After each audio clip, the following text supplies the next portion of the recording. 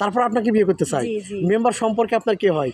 Member সম্পর্কে আমার চাচা হয়। চাচা হয়। চাচা পরে বিয়ের পরে কি স্বামী হয়ে যাবে ও?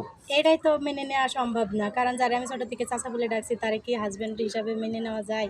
বুঝছি। আর আমি একটা মেয়ে হয়ে আমার গ্রামে কেন আমি জেনে শুনে তার সাথে তার সংসারটা নষ্ট করবো? হুম কারণ হুম তার ওয়াইফের সাথে আমার ভালো সম্পর্ক আছে, তার হুম, চাচি বলে ডাকি, আর সে জায়গায় আমার সতীন হয়ে যাবে, এই জায়গায় একটা বাজে দেখায়, যার কারণে আমি ওনার বুঝছি। বিয়ে করবো না। এখন হলো পরে আপনি এসেছেন মেনলি বিয়ে করার জন্য, জি বিয়ে জি বসার জন্য। জি আচ্ছা, কেমন ছেলে চান বা কেমন মানুষ পেলে আপনি বিয়ে করবেন? ভাইয়া, মানুষ দেখতে যেমনই হোক, বয়স হলেও সমস্যা নয়, কারণ মন মানসিকতা জিনিসটাই বড়।